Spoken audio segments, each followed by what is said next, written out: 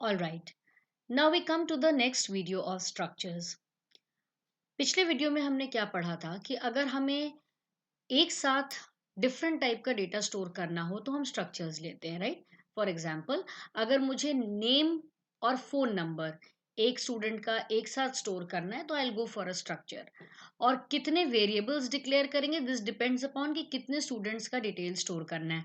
For example, अगर मुझे दो स्टूडेंट का डिटेल स्टोर करना है तो मैं दो वेरिएबल्स लूंगी। अगर मुझे तीन स्टूडेंट्स का डिक्लेयर करना है तो मैं तीन वेरिएबल्स लूंगी।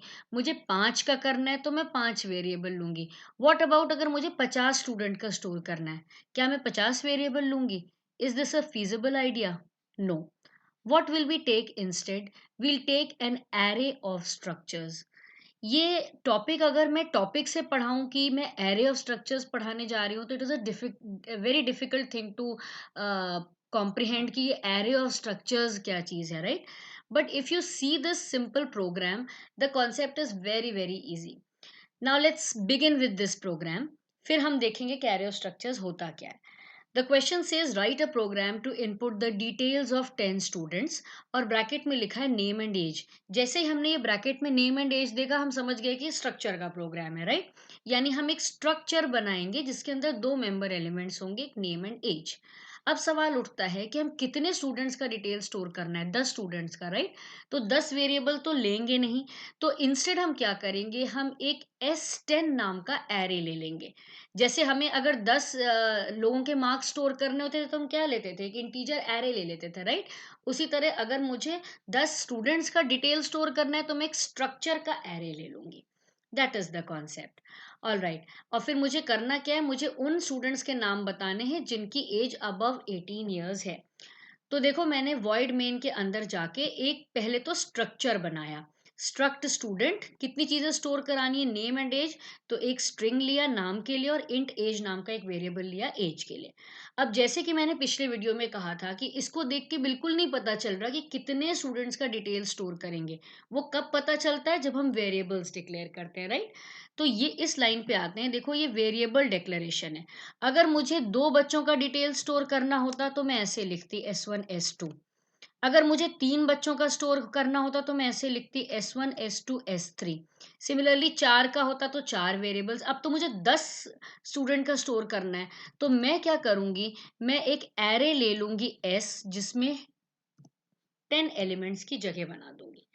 जैसे ही इस लाइन को लिखो, इसे मैंने पिछली वीडियो में भी कहा था, इसको बोल के देखो। एस नाम का एक एरे बनेगा जिसमें 10 एलिमेंट्स होंगे, किस टाइप के, स्ट्रक्ट स्टूडेंट टाइप के। अब ये स्ट्रक्ट स्टूडेंट क्या है, स्ट्रक्ट स्टूडेंट का मतलब है कि हर के अंदर दो पार्टीशन होगा, एक एक्स का और एज का।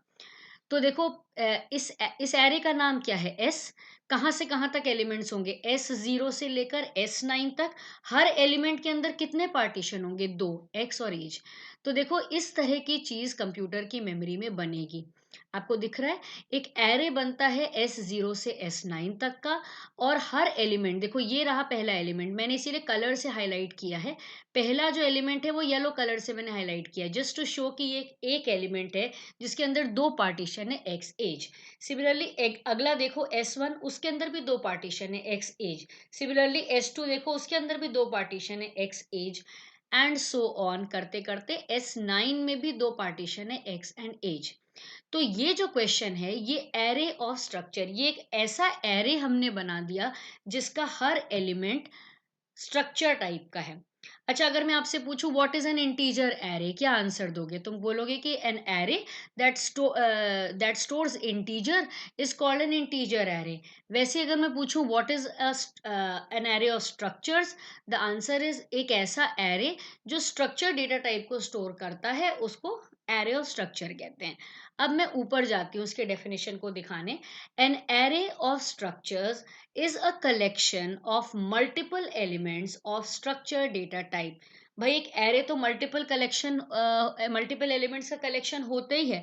बट एरे ऑफ स्ट्रक्चर्स में खास बात क्या है कि हर एलिमेंट स्ट्रक्चर डेटा टाइप का है। फिर देखो, मैंने यहाँ लिखा है कि स्ट्रक्चर वेरिएबल को कब यूज करेंगे, जब हमें दो तीन या मे बी 5 लोगों का डेटा स्टोर करना हो। बट अगर 5 से अधिक लोगों का डेटा स्टोर करना है, तो इतने वेरिएबल्स लेना पॉसिबल नहीं है, हम इंस्टेड एक एरे लेंगे। तो देखो एरे लेने से चीज़ें और भी सिंपल हो गई। पिछला जो प्रोग्राम आपने पिछले वीडियो में देखा था, उसमें आपको ऐसा शायद लग रहा होगा कि बहुत लेंदी प्रोग्राम है, ये बार बार स्कैनफ बार बार प्रिंटफ लिखना इज नॉट ईजी। अब देखो एरे की मदद से चीज़ें कितनी सिंपल हो जाएंगी। मैंने लिखा स्ट्रक्ट स्टूडेंट S10, फिर मैंने एक इंट आई लिया, लूप काउंटर लिया है लूप चलाने के लिए, क्योंकि आप जानते हो कि एरे में बिना लूप के इनपुट नहीं होता और एरे में बिना लूप के प्रिंट भी नहीं होता। फिर मैंने क्लियर स्क्रीन लगाया, फिर मैंने लिखा print f enter name and age of 10 students. Loop लगाया 0 से 9 तक, क्योंकि पहले बच्चे की डिटेल कहाँ जाएंगे S0 में, दूसरे बच्चे की डिटेल कहाँ जाएंगे S1 में, एंड सो ऑन। तो मैंने लूप लगाया 0 से 9 तक, और मैंने यहाँ लिखा स्कैनफ %s%d। अभी तक मैं ऐसे लिखती थी s.x, लेकिन क्योंकि ये एरे है तो मैं वैसे लिख रही हूँ si.x। ये एक नई चीज आ गई है। तो i की वैल्यू सबसे पहले कितनी होगी 0, यानी S0 के x में गया नाम। सिमिलरली S0 के एज में गया नाम, यानी पहले बच्चे के डिटेल आ गए। फिर ये लूप अगली बार चलेगा। अब i की वैल्यू कितनी हो जाएगी 1, यानी सेकेंड स्टूडेंट के डिटेल्स इनपुट हो रहे हैं, कहाँ होंगे S1.x में, S1.age में। फिर ये लूप आगे चलेगा, i की वैल्यू 2 हो जाएगी, S2.x में नाम गया, S2.age में गया, एंड सो ऑन लूप चलता रहेगा। आखिरी बार लूप चलेगा i इज इक्वल टू 9 के लिए, और आखिरी बच्चे के डिटेल्स S9.x और S9.age में चले जाएंगे। तो देखो एरे यूज करने से आपको एक ही बार स्कैनफ लिखना पड़ रहा है। अभी तक आपको दो बच्चों का डिटेल स्टोर करना है तो 2 स्कैनफ लिखने पड़ते थे, अब आपकी चीज बहुत आसान हो गई है। फिर मुझे अब प्रिंट कराना है उन बच्चों के नाम जिनकी एज 18 से ऊपर है। तो देखो मैंने लूप लगाया 0 से 9, और मैंने यहाँ चेक किया, अगर si.age, हर बच्चे की एज कहाँ स्टोर हुई है si.age में, तो मैं यहाँ पे चेक कर रही हूँ, अगर si.age ग्रेटर देन 18 है तो उसका si.x प्रिंट कर दो। अब मैं यहाँ देखो बताना चाहूंगी, काफी बच्चे ऐसा लिख देते हैं इस प्रोग्राम के को, if age is greater than 18। This is incorrect. Age जैसी चीज तो है ही नहीं, वो तो डॉट स्ट्रक्चर का प्रोग्राम है, तो डॉट के बिना आप मेंबर एलिमेंट को एक्सेस कर ही नहीं सकते। तो this is the right way, si.age। Similarly बच्चे का नाम x नहीं कह सकते, si.x, बिना डॉट के you cannot refer.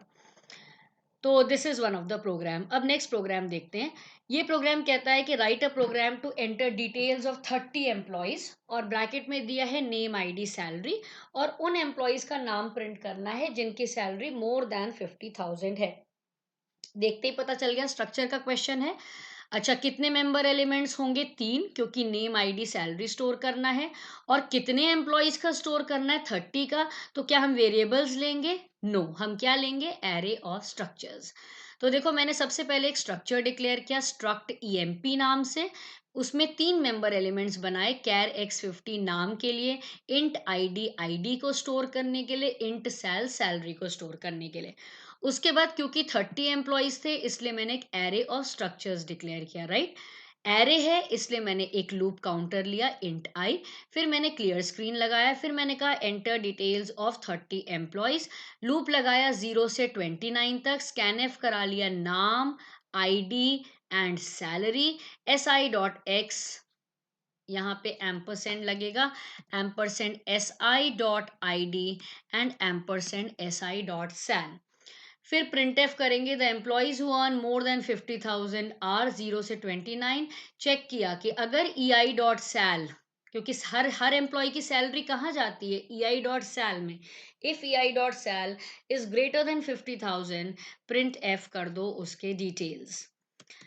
All right, same question, same type का एक और क्वेश्चन देखो। The questions are very basic, very simple, बस बच्चे गलती कहाँ करते हैं इस डॉट में, तो you have to be careful with this. Now the next question is write a program to input details of 50 students, name, roll number, percentage, and print the number of students who score a distinction. देखो क्या क्या store करना है, name, roll number, percentage, structure का question है, 3 member elements हैं, 50 student store करना है, इसका मतलब एरे और स्ट्रक्चर लेना पड़ेगा।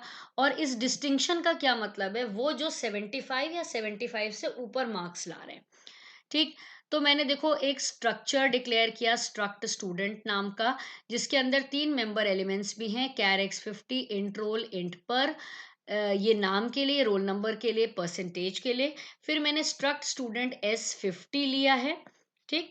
अच्छा, एक क्वेश्चन आपके मन में आ सकता है कि मैं हमेशा इंटीजर ही क्यों लेती हूँ, फ्लोट क्यों नहीं? आप फ्लोट भी ले सकते हो स्ट्रक्चर में, बट कई बार फ्लोट के साथ थोड़ा सा एग्जीक्यूशन में इशू आता है, जिसके लिए आपको एक एक्स्ट्रा फंक्शन यूज करना पड़ता है। तो वो सब अवॉइड करने के लिए मैं हमेशा इंटीजर ही प्रेफर कर रही हूँ। तो all right, struct student S50 लिया। फिर मैंने आई लिया है लूप चलाने को, और C इज इक्वल टू 0 क्यों लिया है? बिकॉज मुझे गिनना है, ये बताना है कि कितने बच्चे डिस्टिंक्शन से ऊपर आए हैं, राइट। तो मैंने फिर लिखा print f enter details of students होना चाहिए यहाँ पे, enter details of 50 students, enter details of 50 students. और फिर मैंने 0 से 49 लूप चलाया, स्कैन एफ परसेंट डी, और फिर यहाँ पे s i dot x ampersand s i dot roll ampersand s i dot p e r. और फिर मैंने चेक किया कि अगर percentage greater than equal to 75 है तो C is equal to C+1। देखो जिस जिस जब जब परसेंटेज मोर देन, एक सेकेंड, यहाँ एस आएगा नॉट ई। तो अगर s i dot p r is greater than equal to 75 तो C is equal to C+1। फिर हमने प्रिंट करा दिया the number of students who scored a distinction r percent d c get c h. All right, अब आते हैं nested structure पे। What is a nested structure? What is a nested loop? Loop के अंदर loop is called a nested loop. What is a nested if? If के अंदर if is a nested if. What is a nested structure? Structure के अंदर structure is obviously a nested structure. तो पहले मैं तुम्हें nested structure की शक्ल दिखा दूं। देखो ये है nested structure, एक स्ट्रक्ट एम्प्लॉय नाम का बनाया जिसके अंदर one of the member elements is of structure type. तो इस तरह की जब चीज हो तो इसको नेस्टेड स्ट्रक्चर कहते हैं। यानी जब एक स्ट्रक्चर के अंदर एक स्ट्रक्चर टाइप का मेंबर एलिमेंट होता है तो उस कॉन्सेप्ट को नेस्टेड स्ट्रक्चर कहते हैं। तो देखो what is a nested structure?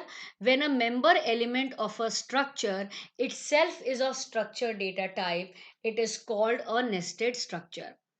अब इसका इस्तेमाल कब होगा? देखो इसकी प्रोग्रामिंग तुम्हें नहीं करनी है, तुम्हें बस इसका कॉन्सेप्ट समझना है और इस पे शॉर्ट नोट्स प्रिपेयर कर लेना है। तो जितना मैंने लिखा है इसको आप प्रिपेयर कर लो, राइट। तो देखो एक रिक्वायरमेंट देखो, सपोज मैं एक एम्प्लॉय का नाम और एड्रेस स्टोर करना चाहती हूँ, ठीक। और एड्रेस में मैं ये चाहती हूँ कि सिटी और पिन कोड आए। यानी जब मैं तुमसे बोलूँ कि अपना नाम और एड्रेस बताओ तो तुम अपना नाम बताओगे और एड्रेस में तुम अपना सिटी और पिन कोड बताओगे। यानी देखा जाए तो मुझे 3 चीजें एक साथ स्टोर करनी है, नाम, सिटी और पिन कोड। लेकिन मुझे यूजर से मांगना क्या है? सिर्फ 2 चीज, नेम एंड एड्रेस। तो मैं क्या करूंगी, पहले मैं एक एड्रेस नाम का स्ट्रक्चर बनाऊंगी जिसके अंदर 2 मेंबर एलिमेंट होंगे, सिटी और पिन कोड। और मैं ईएमपी नाम का फिर एक स्ट्रक्चर बनाऊंगी जिसके अंदर 2 मेंबर एलिमेंट होंगे, एक नाम और एक एड्रेस। अब ये एड्रेस कैसा है? स्ट्रक्चर टाइप का। तो देखो ईएमपी का स्ट्रक्चर के अंदर एक स्ट्रक्चर टाइप का डेटा टाइप आ गया, एक एलिमेंट आ गया। तो इस कॉन्सेप्ट को कहते हैं नेस्टेड स्ट्रक्चर। तो जब मैं देखो मैं इसको कैसे करूंगी, मैं पहले एक स्ट्रक्ट एड्रेस बनाऊंगी जिसके अंदर मैंने एक सिटी के लिए स्ट्रिंग ली और एक पिन कोड के लिए इंटीजर वेरिएबल लिया, ठीक।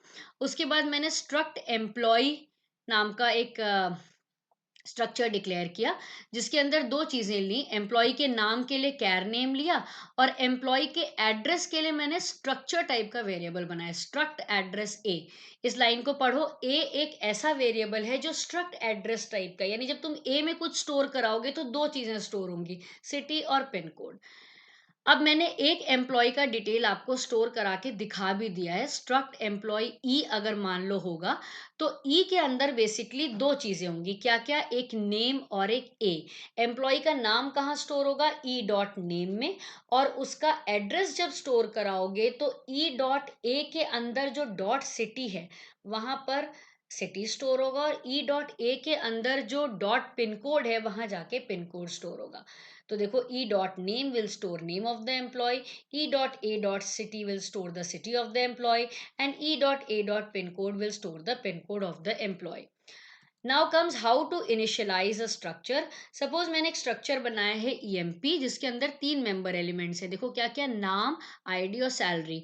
और मैं पहले से जानती हूँ कि मुझे नाम राम स्टोर करना है, आईडी 12 स्टोर करना है, और सैलरी उसकी 30,000 स्टोर करनी। तो मैं कैसे डिक्लेयर करूंगी, आई मीन कैसे इनिशियलाइज करूंगी, like this. So this is all about structure.